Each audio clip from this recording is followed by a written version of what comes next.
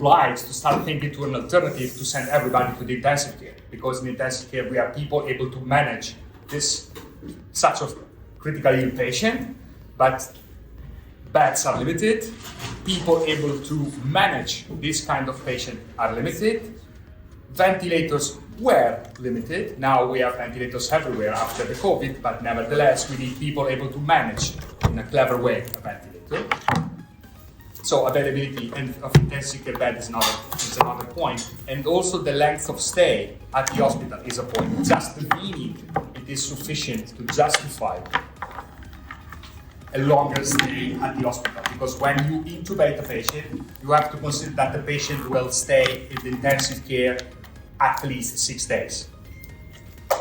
Because you cannot just extubate the patient and send the patient to the normal ward. You have to wean the patient.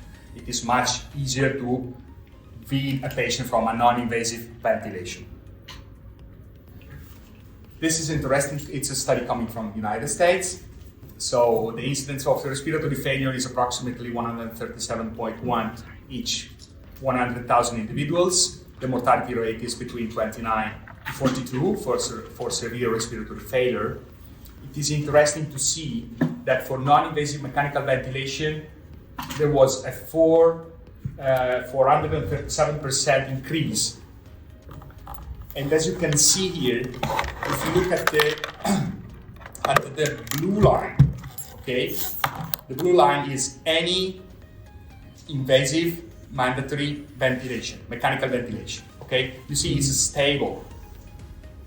If you look at the green line and the purple line, you see they are parallel.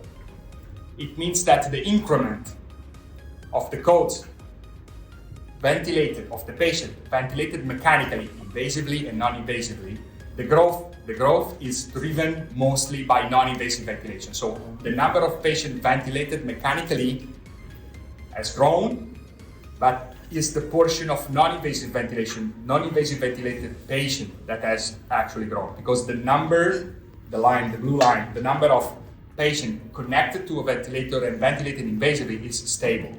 And you can notice also that I look for a study that finished before COVID. Because taking into consideration the COVID is always tricky because we have numbers that are completely different than the standard situation. So we stop in 2017 here. Very quickly, this is pretty well known. These are the traditional application of non-invasive ventilation. So hypercapnia with COPD patient exacerbated and cardiogenic pulmonary edema. Okay. The presentation, by the way, it's available. I mean, I will leave it to Sunrise, so you can ask the presentation to them if you can also take picture, huh? No problem. It's a pleasure.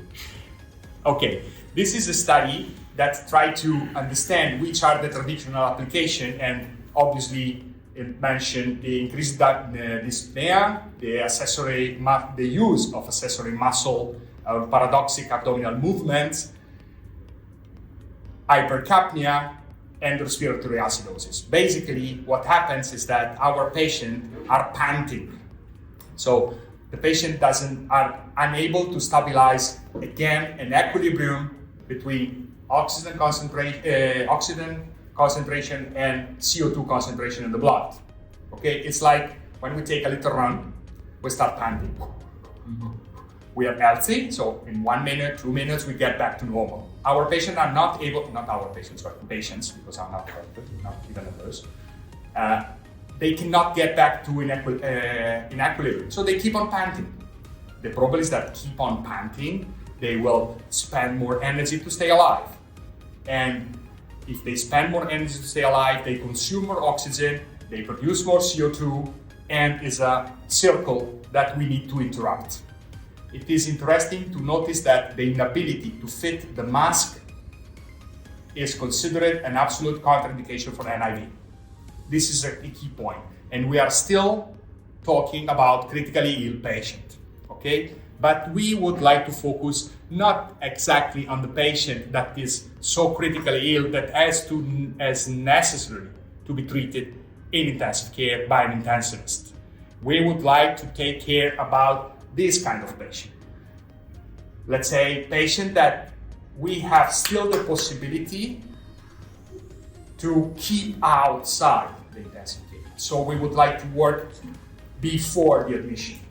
It is obvious that as a commercial guy, we have some commercial guy here, I guess, we typically go to sell our mask and interfaces to the intensivists, okay? Because they are experts, they know what we are talking about, but basically the application should be earlier. And this is demonstrated pretty easily looking at the literature, okay? Each time we have a study with early CPAP, in this case CPAP, but it can be an IV application. CPAP is more commonly applied outside intensive care because you do not need a ventilator, and it is much easier to be managed. It can be managed also by nurses.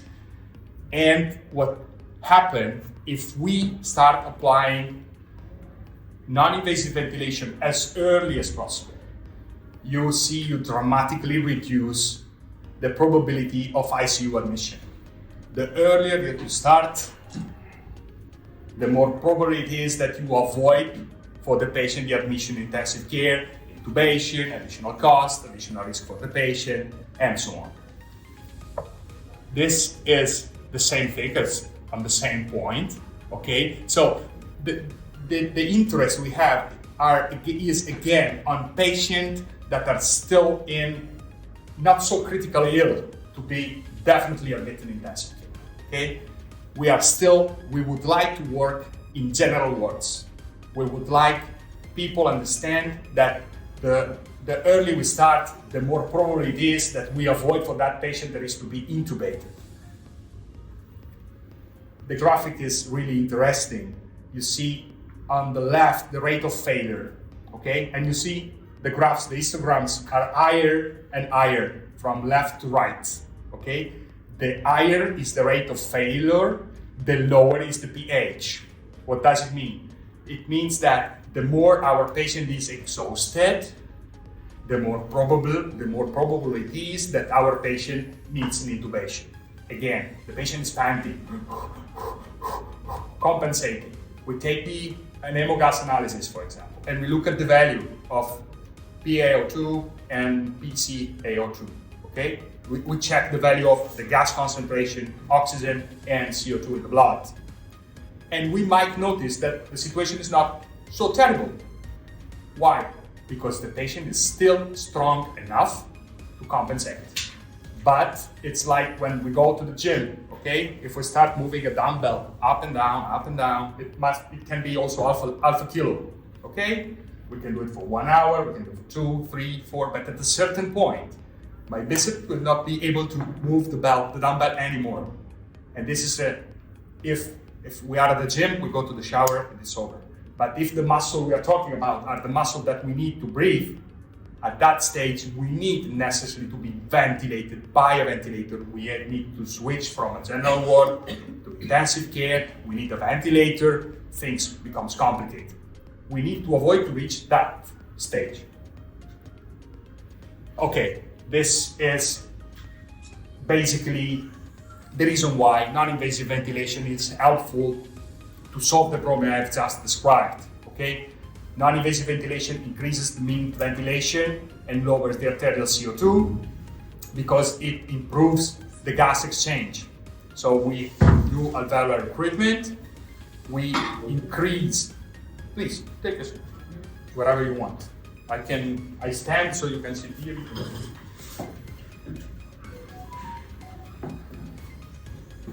So we can increase the surface. We can open more alveoli, generating a pressure inside the chest, okay? And we increase the surface available for gas exchange. Sorry. Okay. With just 5 centimeters of PEEP, we can double the surface available for gas exchange. The more alveoli we have open, the easier it is, hi, nice to see you again. The easier it is for my patient to get rid of CO2 and intake more oxygen, okay? And this can be done just with PEEP, because PEEP is the therapy. This support, if you go in a hospital very often, You enter and say, okay, do you perform non-invasive ventilation, doctor? Yes, I do. Which kind? Pressure support, especially if you are in intensive care. Or BiPAP if you go to a pulmonology department. It depends on the ventilator they are using, because we give different names to the same thing, actually, for marketing reason. Okay? PEEP is the therapy. Support, so the additional pressure is needed because it's for that patient it's too late. The patient is no more able to open the lungs by himself. So I need to ventilate, I need to push air inside. At that stage, you need a ventilator, okay? So we have possibly waited a little bit too much, okay? This is the reason why the NIV is so appreciated also in the cardiology department, because we can solve a cardiopulmonary edema, an acute cardiopulmonary edema, increasing the pressure inside the lung. So we automatically reduce the venous return from the legs. So we have less work to be done by our heart, okay? And we can improve the circulation system, because circulation is linked to ventilation in our body, okay? So that's another typical application. And what I'm listing here is established. It's available in literature. I'm not a nurse, I'm not a doctor, I'm a sales guy. So this is something that can be found on PubMed or wherever online. There are dozens of studies, okay? So it's not something that can be, I would say, denied when you enter a department. Everybody knows, okay? Doctors and respiratory therapy definitely knows. This is something I've heard at the last Congress I've been in Antalya.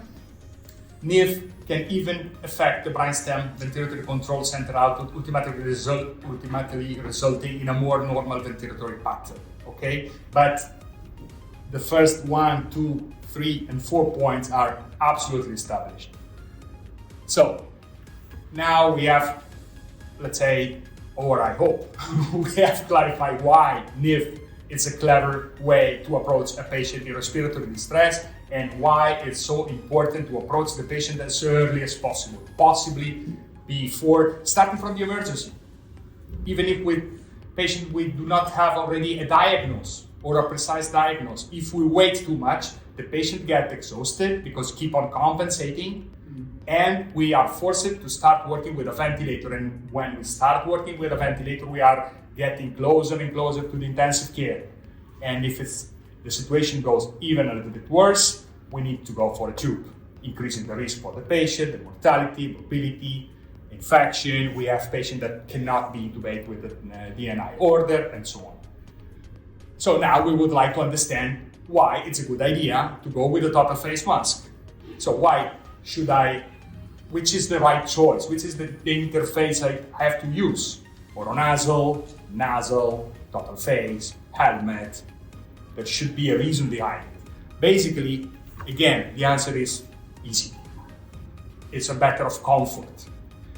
What we do is to provide to our customers, doctors, as many tools as possible in their toolbox. We are not saying that one is better than another. They have different characteristics, okay? But basically the competition between the different interfaces and different manufacturers is always based on comfort. Why? Because comfort is clinically relevant. We have a patient which is awake, so everything is better for the patient because the patient is awake. We can read the patient easily, we can communicate with the patient, so everything gets easier if the patient is awake. What is different if the patient is awake is that the patient complains. So we have not the patient sleeping with a tube. We can do whatever we want, the patient would never complain.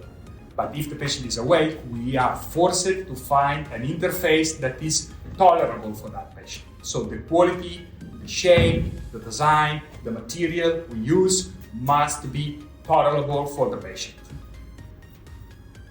And also this is easy to be verified in literature. We cannot tolerate NPPV using or nasal or oral nasal mask can use, for example, a total face mask. Here it is another article stating that the full face mask resulted in significantly fewer pressure ulcers. Here is another one. An independent predictive factor for non-invasive ventilation failure was in using an interface other than total face mask. Why does it happen? It happened basically because we distribute the pressure on a wider area.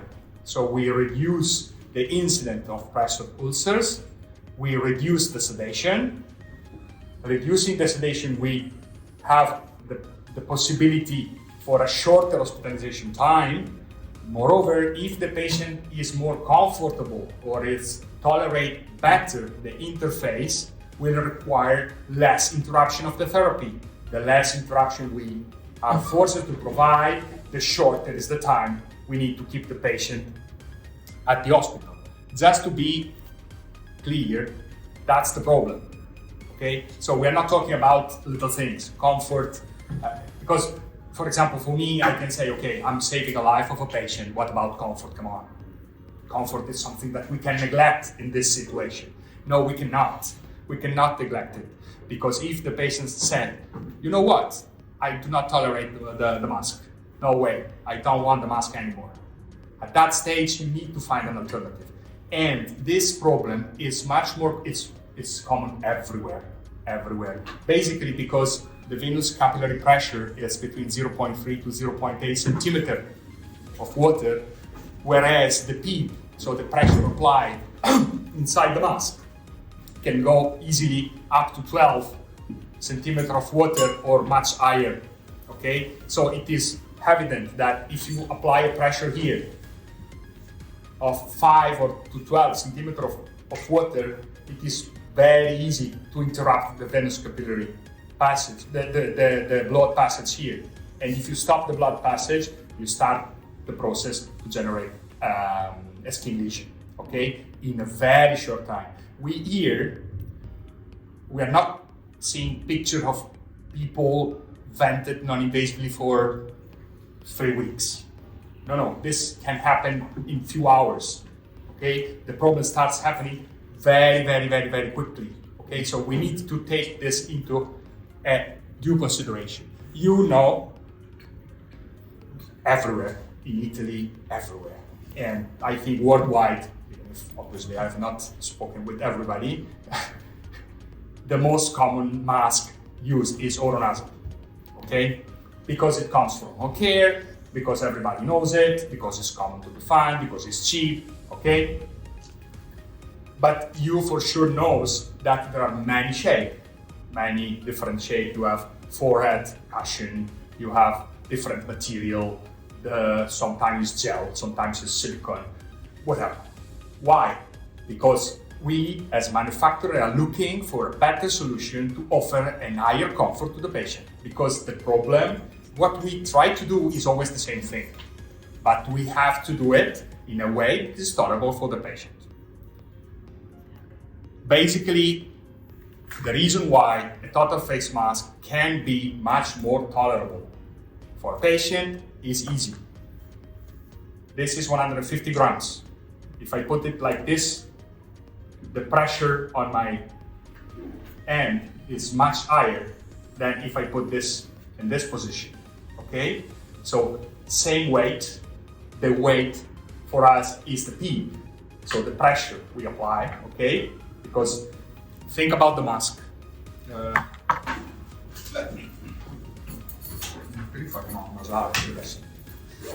We have the patient. We would like to transmit pressure to the lungs of the patient, okay? This is an example of an oronasal mask. We would like to transmit pressure to the lungs of the patient. We are connected to a flow generator, ventilator, for intensive care, home care, CPAP, whatever. It's a blower. There is something pushing air along the tube, entering the mask. I generate sealing around the upper airway so I can transmit pressure to the patient lungs, okay? The higher is the pressure I would like to transmit, the more I have to pull the air here to avoid leakage, okay? The distribution of this pressure in an oronasal mask is just this area, and in this case, with this oronasal mask, also the forehead. okay? If you see a total face mask, okay, it can be this one. This is our total face mask. We will see why this might be better than others, but any total face mask has definitely a wider area of contact. It means that per square centimeter, the pressure is lower.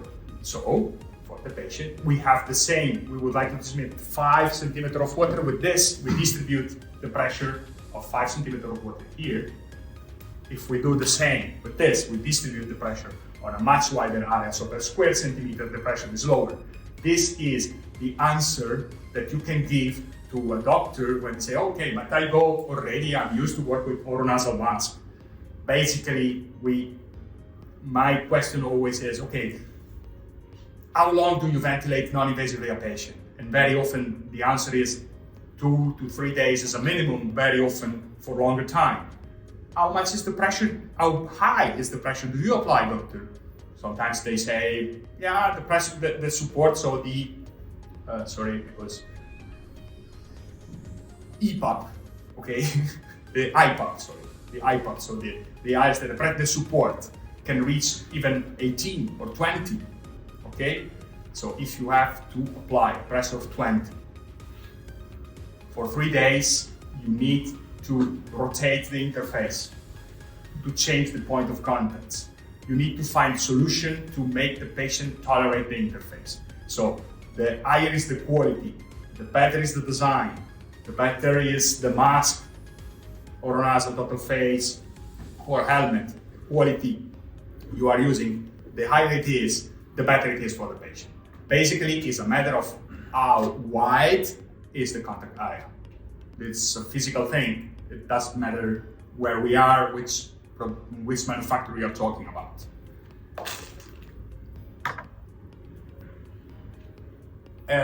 Let me spend another 5 minutes on this. You have seen many times helmets during the COVID. Everybody was looking for helmets during the COVID, okay? Why? Because during the COVID it was so important to protect the surrounding environment from the infection, okay? The patient was expiring and we do not want the virus to go around to infect caregivers, so the helmet was really appreciated. Basically, the helmet has the advantage that it distributes the pressure on a very wide area and less sensitive because it's the body, okay? It's not the face. This is a much sensitive area compared with our shoulder, okay? Moreover, a wider area, that's why I'm talking a little bit about the helmet, a wider contact surface help for another reason. You reduce the leakage. It is easy to generate sealing if you have a very wide contact area. That's why it is easier to limit the leakage with a total face mask in comparison with an oronasal mask, and it is easier to limit the leakage with a helmet in comparison with a total face mask. Okay, that's the reason why everybody was looking helmets during the COVID. Basically, it was for this reason. And interesting to be noticed, everybody was looking for helmets and non-invasive ventilation interfaces during the COVID because in intensive care there were not enough beds to treat everybody. So it was a disaster that has demonstrated that calling the intensivist and sending everybody to the intensive care and use the tube is not always a good solution. We have the possibility to prevent the admission with different application with ventilators, obviously, with different interfaces before the admission to the intensive care.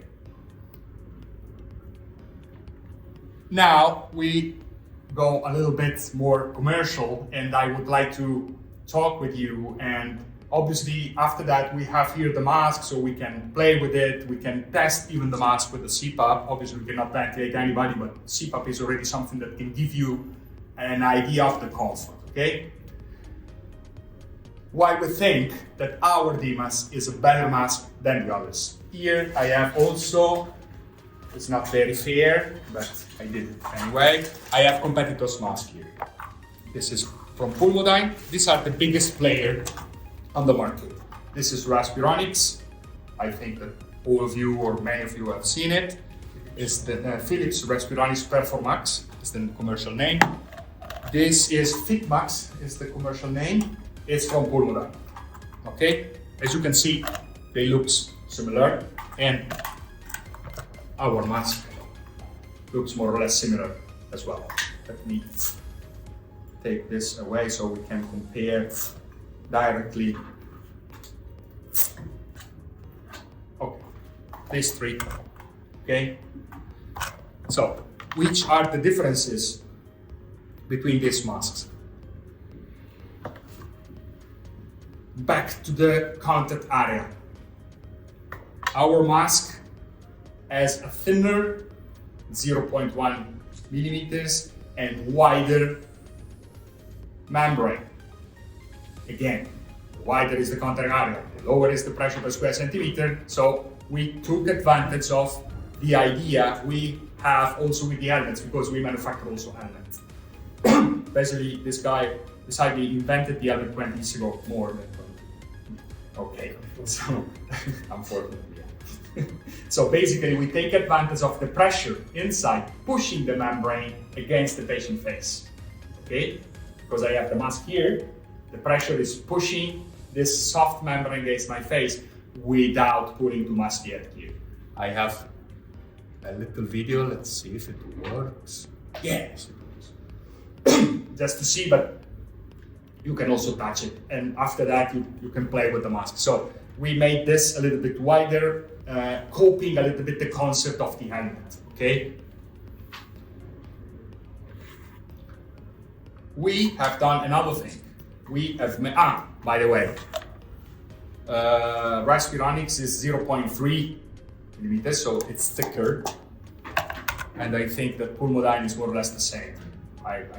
I'm not sure about the measurement, so I do not want to say a lie, but it's evidently thicker than our membrane. Our mask is flexible.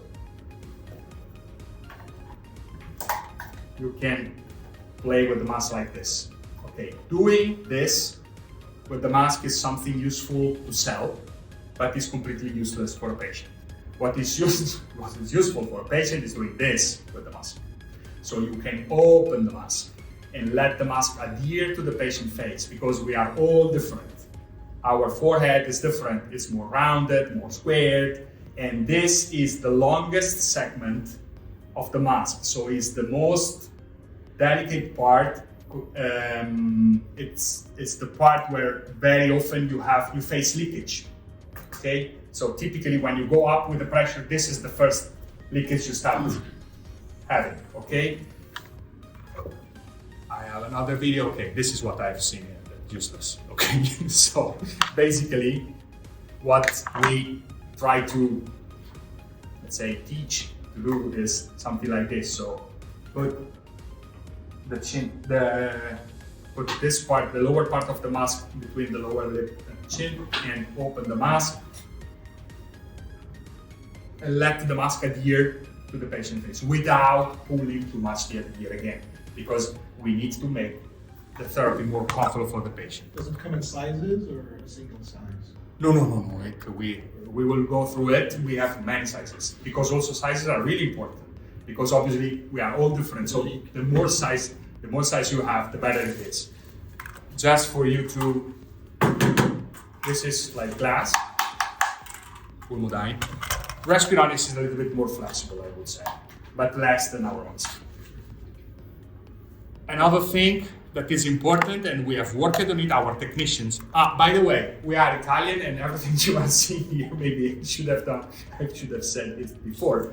And everything you are seeing here is manufactured in Italy, designed and manufactured in Italy, between Modena and Bologna, in two places very famous for plastic. Is a famous biomedical district. The name of the two villages is Mirandola and Medolla. If you talk with manufacturer of this kind of things, all of them has a plant in Medolla, and I'm talking about Baxter, Livanova, Fresenius, Filter, anybody, because there is a big knowledge in working with this kind of thing and this kind of materials. Sorry, I forgot to say. Again, not very fair, but I go straight. And the weight of this is around 180 grams. I think we can also do something like this, because obviously, so you can touch what I'm saying, you can verify what I'm saying. So the weight of a performance respirant is 150 grams, but the weight of a pulvodyne is 180, the weight of our Dimax is 110, 111 grams. Okay? Why it's important, the weight? The weight is important because the mask tends to move this direction due to the gravity. Okay? And the weight is a point because the lighter is the mask, the less you have to put the headgear to stabilize the mask. So we tried to do as many things as possible. Everything is done to make more comfortable, to make the mask more comfortable. This is an interesting thing. We have something which is patented. Obviously, we were unable to patent the weight, but we patented this, the fifth fixation point. All the masks you can see year round, and they have 4 fixation points. 1, 2, 3, 4. Even if it is an or nasal, here it is. 1, 2, 3, 4. With our Dimax, you have 5. So there is a fixation point here in the middle, because this again is the segment where it's more probable to have a leakage, and because the typical movement, typical displacement of the mask is toward in this direction because of the weight of the mask, but mostly because of the circuit. Because the circuit is connected here, the circuit is heavy, it's connected to the ventilator, the patient is moving, and the mask goes down. The mask starts leaking, alarm ring, an alarm starts ringing, so we start having problems. This is patented, and it's available only on our mask. Okay, it's there. The position was that one. Okay. Another thing that is patented in our mask is the passes for the nasogastric tube. Very often the patient, I listen to many doctors speaking, so I copy the way to our patient, but it's not. I have not had a patient in my life. So we have a passage for the nasogastric tube. Why is important? The mask you are seeing, it has a nasogastric tube pending from here, okay? Why? Because we have the nose, the nasogastric tube coming out from the nose. If you have a mask, at a certain point, the nasogastric tube has to get out. And usually it gets out from here, okay, or here. It generates some decubitus, discomfort, and leakages, okay? So we invented our technical department. They open a hole here. You can take out the nasogastric tube from here. Then there is a silicone cap that can embrace the nasogastric tube, and you can put it again in position. No leakage, nasogastric tube is fixed, okay? And what's really important, remember, whenever you show this to a doctor or a nurse or a respiratory therapist, be careful, the nasogastric tube at that stage is a single piece with a mask. Take away the mask, the nasogastric tube will follow. So, if you, okay, when you leave the mask to the patient, to the doctor to test, remember to tell it, okay? Also, this is patented. So no other mask has this feature. Let me see if I can move forward or not. I just need to lock it. Okay, yeah. Fine. We increased the space for the patient nose. Okay, that's important because some patient has a prominent nose, and if the nose of the patient by any chance touches the shield of the mask, there's no way the patient tolerates this kind of sensation on his nose for more than half an hour. So we increase this space by 20% in comparison with the others. Also for the aged patient. Yes, especially for aged patient, the older the patient is, the more probable is that the cartilage increase the dimension of the nose. So it is pretty common that you have this kind of problem. And we try to think also to this. Now I come to the sizes. Okay? Now, on top you see the sizes we offer: pediatric, small, medium, large, extra large, and double extra large. I don't have all sizes, obviously, for maybe this one is a double extra. No, this is a large. Anyway, we lately added the double extra large because we had many requested. We entered the market in United States, but not only United States, also in Europe. It's pretty common in northern part of Europe. It's pretty common to have big guys with sometimes overweight or obese. And for this patient, having a double extra large, it's important. So a wider size range is also something that can be helpful. When you see others, just to be clear again, I'm talking about Pulmodyne and Respironics. They list the M and the double XL. You can ask, and so I prevent the question, about the double XS. So what about a smaller patient than pediatric? We do not think, but it's our idea, that it's possible to ventilate a baby, let's say a neonate, with a mask, unless you sedate heavily the baby. So we think that in case, for example, of a baby affected by bronchiolitis, it's much better to start thinking to a helmet, which is much more comfortable for the baby, which is much more stable. Okay, so we start for pediatric and we go up to double XL. Ah, yes. Oh, this is a mistake. My boss wrote it. Okay. This is a mistake, yes. Because this is missing. In the presentation, I will show it live. Can I ask you the Respironics? Thank you very much. Here it is. So, this is the connection of a Respironics mask. Okay, so it's a slip in. Sometimes it happens. I have seen personally many times some take, because an accidental disconnection can be risky for a patient. We changed this into a different system, which is this one. If you try to take it out this way, it's very tough. So the way to remove our connector is this one. Okay?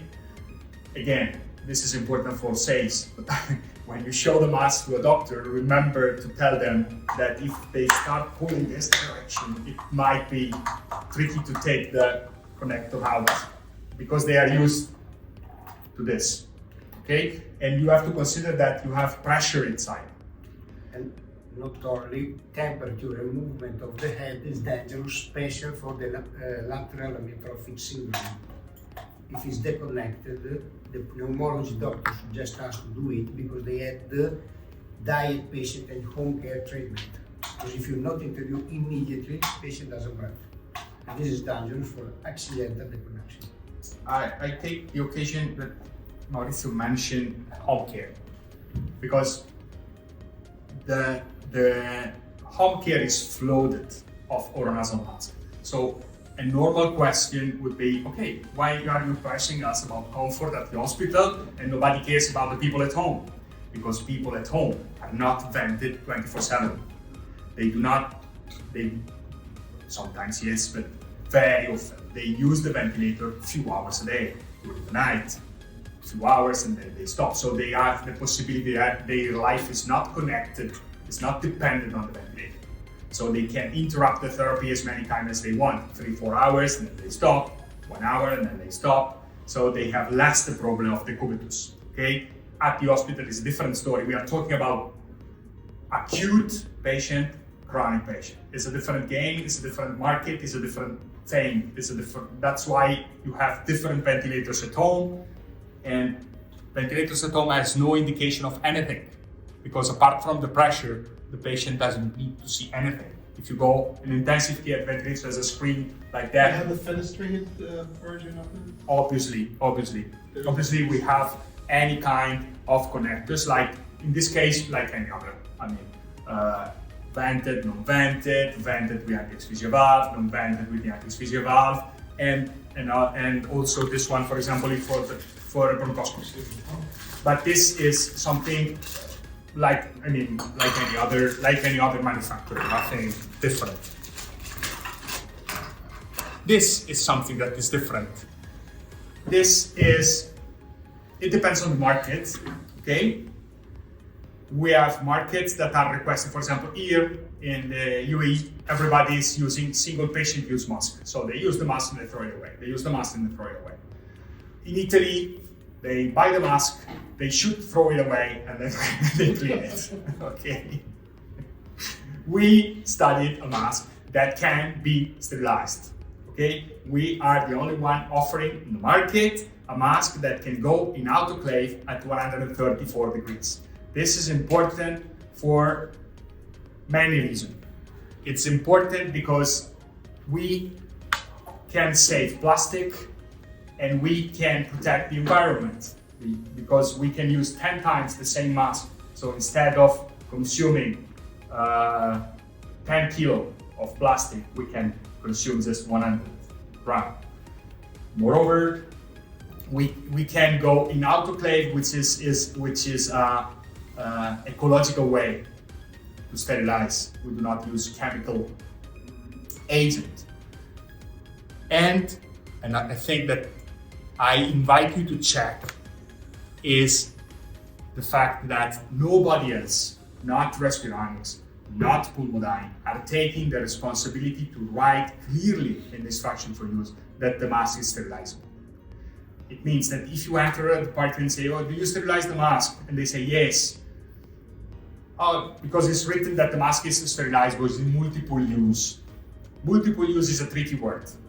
Multiple use, it can be multiple use on me. You can use multiple times the mask on the same patient, which is a completely different story than using the same mask on different patients. It is not clearly written, okay? It means that when you use, for example, a Respironics mask, and I will tell you why they do not have a sterilizable mask. They cannot take this responsibility as a manufacturer to write it clearly in the instruction for use. It means that they leave the responsibility on the nurse, respiratory therapist, and the doctor. If something happened, they will say, it's not my fault. With our mask, if something happened, we will come together with the clinician in front of the judge because we have taken the responsibility to write in the instruction for use. I tell you briefly why this cannot be sterilized. If anybody has some experience on sterilization, to be sterilizable, a mask or any other thing has to be easy.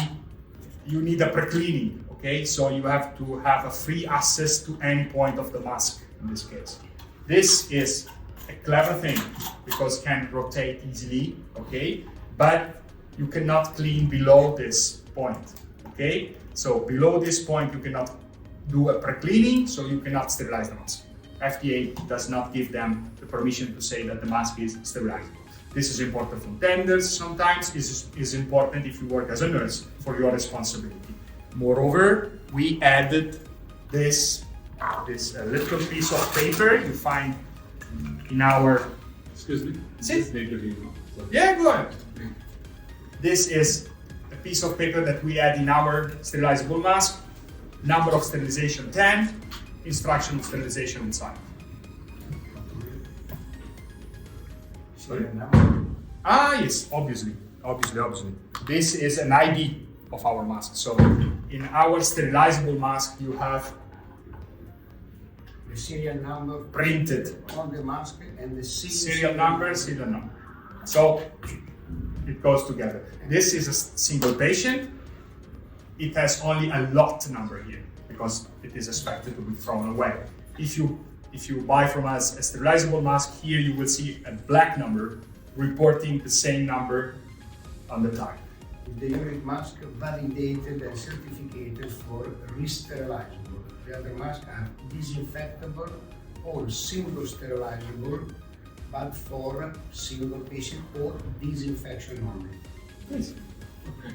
Do you have any evidence of the cost saving of There are evidence on the cost saving. I can provide you studies, or not studies, but evaluation of the cost saving, yes, for sure. The evidence of the cost saving is the daily fact that nobody is throwing away a mask after one use. It's pretty evident, nobody does it. But I will look for something in written and seriously evaluated. Yes, for sure.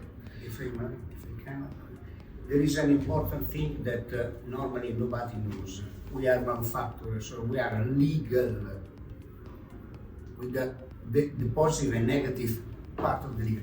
What means if you sterilize something, everything, in ethylene oxide, you are not sure that it's sterile, but in any case, before to use the mask to another patient, you have to be sure that the residual of the ethylene oxide reach the rule of 4 ppm for the device. Do you know how many times this mask after the ethylene oxide sterilization need to reach the 4 ppm? 52 days. And this depends on the weight of the plastic. More weight, more time. In autoclave, 4 minutes, and this be ready to be used in another patient. These data are indicated only in the validation of the sterilization. If the customer asks the validation documentation, you find 52 days before to use the mask in a new patient because it's toxic, the ethylene oxide. And this is valid for all the plastic devices. Please. How many cycles? How many times? 10. 10 plus the first one, so 11. Okay. 11 times. So, Validate the certificate. Then so you open the mask, you use once, and then you can sterilize it 10 times. Up to 134 degrees. This is the last thing. It's very interesting because everybody, I'm saying, oh, the bigger is the interface, the bigger is the surface of contact, the better it is because it's more comfortable. What about the CO2 rebreathing? What about dead space? I mean, if I use a big interface, the dead space is bigger. So what should we do? I mean, should we take care of it? We thought about it. And to make a long story short, very often when I go around and they say, oh, what about rebreathing? You know, we have a solution for CO2 rebreathing. And very often the answer is, oh, I have never had this problem. What you are talking about? My patients are very happy with the mask I'm using. And my question is, okay, have you ever seen any condensation inside the mask? And they answer, yes. Yeah, that's rebreathing. That patient is rebreathing. If you have condensation inside the mask, our mask or any other, oronasal, total face, helmet, if you have condensation inside, it's because there is not enough flow to wash out temperature, humidity, and as a consequence also CO2 from the mask. That patient is rebreathing back its own CO2, so it's going exactly in the opposite direction where we want to go. We would like to help him to get rid of the CO2, and we are making him rebreathing its own CO2. And this is evident from two easy parameters. The respiratory rate that does not go down, so the patients keep on trying to get rid of the CO2, it's breathing in. And also, it is possible to verify making an hemogas analysis. What we did, actually, it's something pretty simple. We have two versions. Non c'è, it's a great thing. the picture. There is a picture, yes. But maybe there is one. Can you go downstairs and take a mask with the double connection? Thank you very much. Okay. So we manufacture a mask with two connections. Okay. So if you use a white piece to, like any other mask, you have one entrance and okay for both for inspiration and expiration. Thank you very much. Basically, in intensive care, but it is valid also if you use a single limb ventilator. So fresh gas are going in, exhaust gas are going out. What's the problem? Is that the fresh gases trying to get in are facing the pressure of the inside the mask and face the pressure of the gases, the exhaust gases that are trying to get out. So a certain amount of CO2 is remaining inside the mask, and you cannot wash out completely the mask from CO2. The patient is taking back the following. It's taking the following inspiration, okay, and it's rebreathing its own CO2. It's like, let's think to a metro, okay? In a metro, you can have the same door to let the people get out and people entering, okay? If you separate the exit from the entrance, it is much easier for the people entering and exiting. The same thing happened with the gases, okay? In this case, again, is a patented thing. So you have the inspiration and the expiration, waiting for the sample. We manufacture a mask that is simple like any other, because very often the doctors, they use a single limb ventilator. You need double limb ventilator to play this game, obviously, and you need a double limb ventilator that gives you the possibility to separate the inspiration from the expiration. Typically, a Puritan Bennett, a Draeger ventilator. If you go, for example, with a Hamilton, which is really common here, you cannot separate the inspiration from the expiration, okay? And because they have a flow sensor after the white piece, so you cannot separate the two limbs. But each time it's possible to separate inspiration from expiration, you can take a big advantage of using a mask with two connections. It is obviously patented. We have made obviously studies on it. With a one-way valve, replace the problem. You breathe in, when you exhale, you close. It's a one-way valve. The one, what do you mean with the one-way valve? I mean, I whispered like this. Yeah, you breathe in, Uh-huh. and when you exhale, you don't push it back in again. You mean exhalation valve? Yeah. Very easy.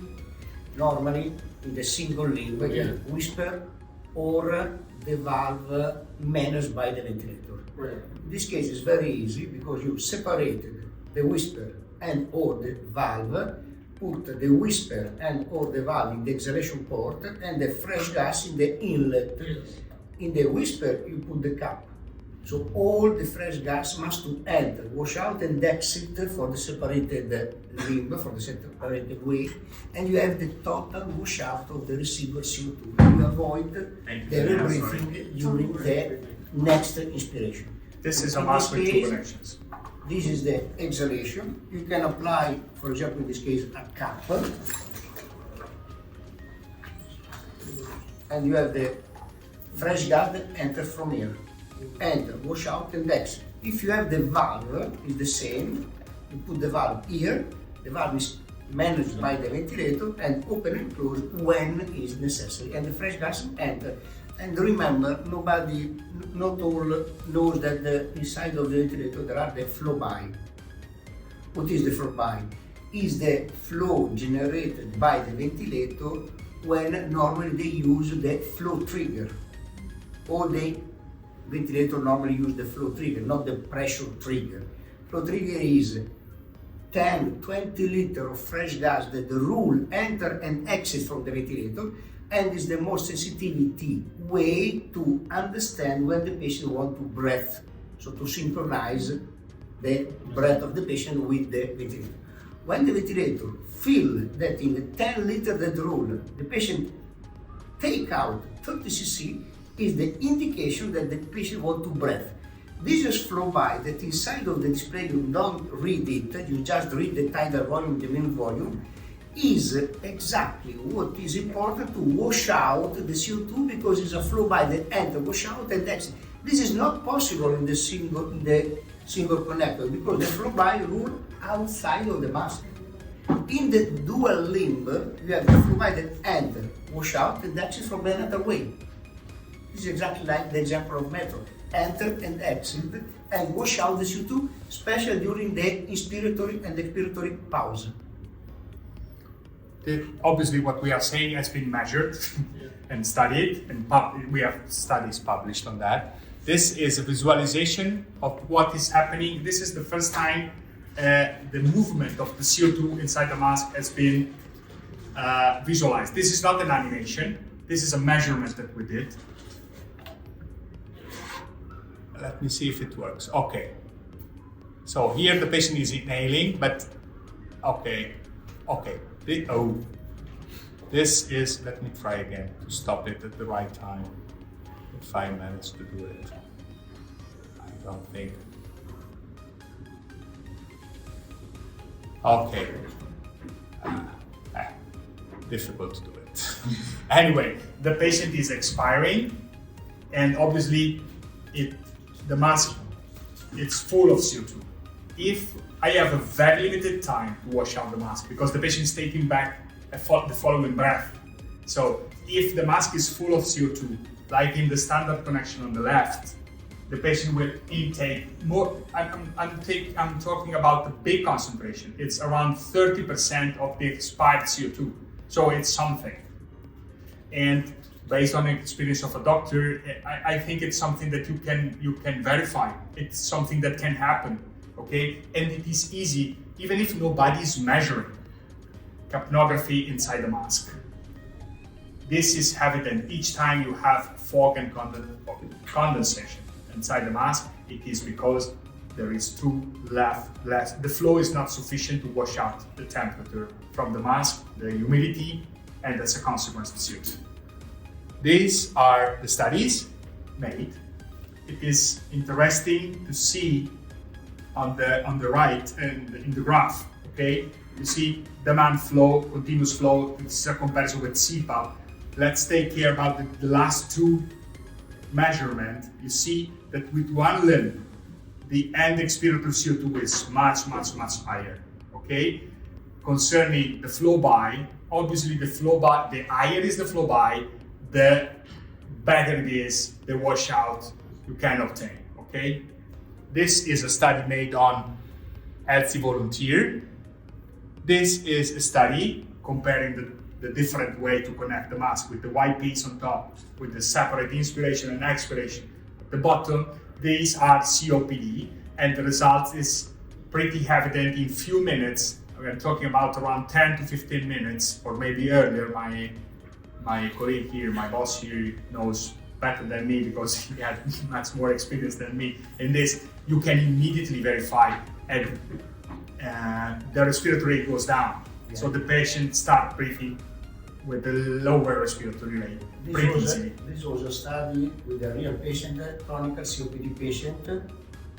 The incoming was of 72 PaCO2 and cross test first in standard modality white pieces. After 1 hour, switch without touch the literature. So we was in B level and patient was a COPD chronic.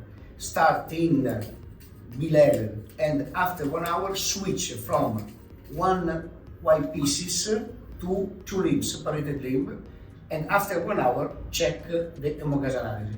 Second patient start in zero rebreathing and after 1 hour switch in standard modality. Results in from 72 in bilevel, patient decreased PaCO2 to 64 in standard modality, to 58 when was in zero rebreathing. What means that the therapy was enough, was able to reduce the PaCO2 from 72 to 58. But due to the rebreathing of the CO2, we lost 6 points of PaCO2 and the patient was in 64. Without touch the ventilator, without touch the pressure. So at the end of the history, in CPAP, in a spontaneous breath, there are 30% of CO2 rebreathing. That means for the patient, 30% of increase of the work on breathing. Increase the risk of becoming tired, exhausted, and intubated. Morbidity, mortality, and everything. In pressure support, 40% of CO2 rebreathing. This is not important for the work on breathing, but it's important because to maintain a good level of ventilation, theoretically speaking, if you have a 40% of CO2 rebreathing, you have to increase 40% the pressure support. You have to increase 40% the risk of VIRI, ventilation-induced lung injury. Wash out the CO2, you doesn't need to increase the risk of the failure. The 30% is compared with what was the normal full-face mask? Yeah, our mask, it was just the same test with the mask. The test was with this mask. Okay. Patient number 1 treated in bilevel. No, 30% more CO2 breathing. Yeah. Compared with what? 30% more. In this case, 30% of CO2 breathing in CPAP modality with the 90 liter of open flow that normally rule outside, and you take out and enter and In exit. this scenario, it's 30% CO2 more breathing than when we have 30% of rebreathing in CPAP, in the 40 traditional way. Like and 40% in pressure support when you work in this direction. Separate the two flow and you eliminate the residual CO2. So less 30%. Exactly, 30% in CPAP. That means 30% that the patient become tired, exhausted, intubated, and then 40% because in CPAP we have 90 liters. In pressure support we have 6, 10 liters. So less liters, less CO2 rebreathing, less CO2 washout. Yes, yes. In this case, 40% of rebreathing, the patient doesn't become tired because it's the ventilator that work. But the problem is that if the ventilation mission is to wash out the CO2 into the blood and we rebreathe 40% of the gas, it means that 40% of the therapy is inefficient. Yes, this is the main problem actually we are facing. with this And to problem. compensate, you have to increase the pressure support. But it's not make sense because it's dangerous.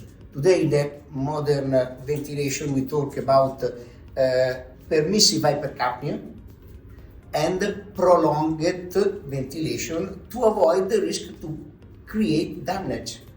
Because damage means infection, minimum 7 days of antibiotic therapy, Sure. if the patient is lucky. Sorry. No. That's fine. Also because it's finished. It's over. It's over.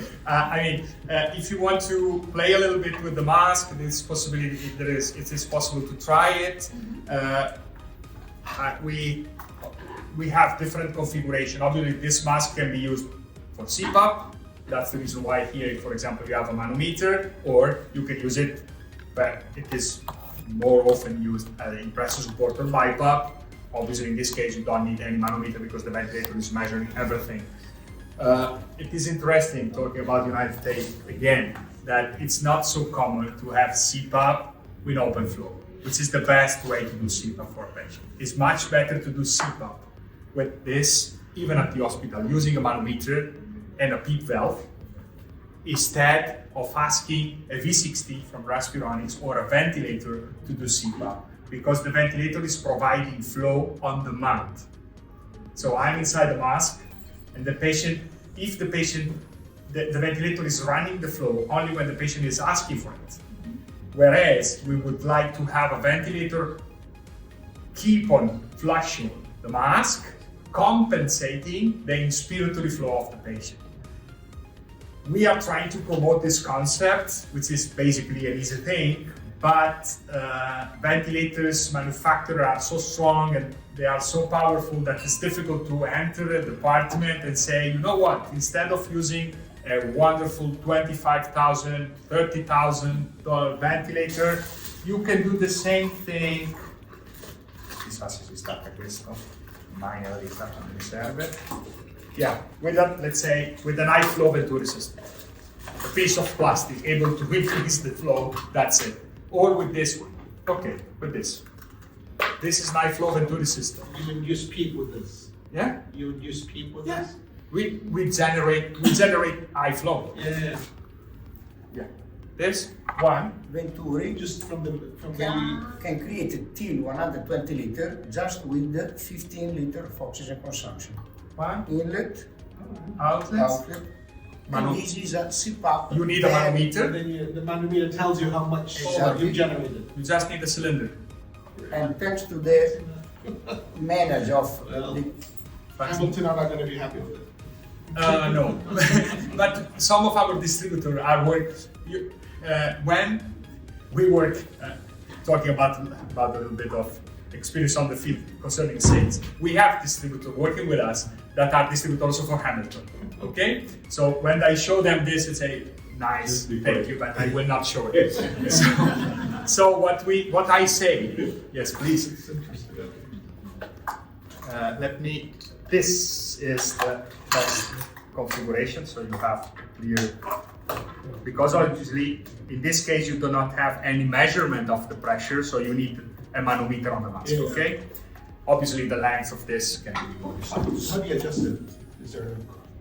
Okay. So this is a standard meter, nothing special. What is funny is that you can use a high-end ventilator to provide the same.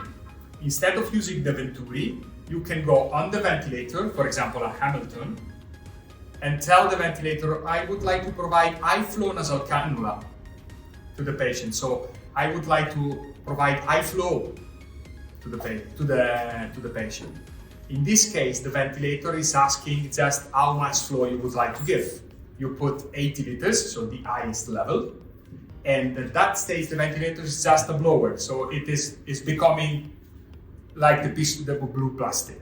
So they can use a 25,000 ventilator to do something that can do with $50, I think. But if they are happy to use a ventilator, that's fine for us. I mean, we sell the mask. We do not want to fight against the ventilators. We would like just them to understand that a continuously running flow is much better for the patient, instead of a flow entering inside the mask just when the patient is inspiring. Okay? So because the ventilator doesn't know the kind of interface. For the ventilator, the mission is maintain constant pressure. Patient inspire, take out, flow, pressure, drop, and immediately the ventilator. What is the problem? That without leakage, the ventilator supply more or less the minute volume. The minute volume is not enough to wash out the residual CO2. If you use open flow, especially in CPAP, CPAP is not a ventilation. CPAP is a respiratory support in positive pressure in spontaneous breath. That's important. When the doctor's choice, trigger sensitivity, PEEP, and pressure support is the doctor decision. Nobody asks to the patient. When we breathe, when we inspire, the pressure decreases. Inside of the lung, there is a negative pressure. When the patient inspires pressure support, the pressure increases, is in the opposite direction. During the expiration, inside of the lung, there is a positive pressure. With the positive pressure, we can create broken. So broken is open door for infection. It's exactly not natural. In CPAP, we are in spontaneous breath. We decide when, how much, and how many times. We are just increase a little, 5 centimeter normal, the pressure inside, the normal pressure, so the zero become 5, but when the pressure is 5, pressure decrease, and the gas enter. So this is natural. Keep on breathing negative. You cannot break anything in negative pressure. The ventilation is introducing positive pressure volume, but we are in spontaneous breathing, respiratory support. It's like a bicycle with the electrical assistant. It's not difficult. And the advantage is that if you use CPAP in prevention early as possible, as many hospitals in Italy demonstrate, you reduce the risk that the patient become tired, they need the transfer good, because when we treat the patient with the standard oxygen and or high flow nasal cannula, what is the difference? That you just supply the right level of FiO2, but it's the patient that inspire, take in, work on breathing, but with the oxygen, without the pressure, you not increase the alveolar recruitment. If you not increase the alveolar recruitment, you not increase the door for the CO2 washout. That's the reason that in few minutes the saturation increase, but the respiratory rate doesn't decrease. And if you look in demogas analysis, you find the PaCO2 remain 40-42. That is not dramatically, because the patient defend himself with high respiratory rate, but the patient become tired. And when become tired, stop to breath, become exhausted, and immediately CO2 increase and need the transfer in ICU. If you use CPAP, many patients, what is CPAP? CPAP is just a freedom timing for the drugs effect. Gain time. We gain. This is flow, speed, pressure. That's it. You need one of them, either the blue or the white. You can go. Yeah, you just need the double flow meter. Or we have a system that can be connected directly to the socket of the wall. But you just need a mask. That's it. And what Maurizio was saying is, the early we do it, the better it is. It's not risky. The patient is breathing anyway negatively, so you are not taking any risk of ventilation-induced lung injury because you have not to take the decision. Doctor does not have to take the decision of how much they would like to boost the tidal, because in this case, it's the patient that is taking the tidal he wants. Maybe somebody can try the mask if they. To supply pressure support, you need ventilator. The ventilator is in ICU. CPAP, you can do it everywhere. When we started of course in ICU, but our business in this moment is 70% outside of the ICU. And that the ICU doctor that push us outside of the ICU because they say their colleagues of hematology, infectivology department where there are the immunocompromised patients that we can't intubate. Their colleagues of medicine or pulmonology, if you use CPAP, you remember the patient that the last week you transferred to me because was tired. If you use CPAP, you can treat your patient in your department and avoid the transfer the patient in my department. So that's the reason why the ICU doctor push us outside of the ICU, where everywhere, until the CPAP you can apply where you find the patient with oxygen nasal cannula. Because if you use oxygen, means that the patient has a respiratory disease. Early as possible, outside of the hospital, inside of the ambulance.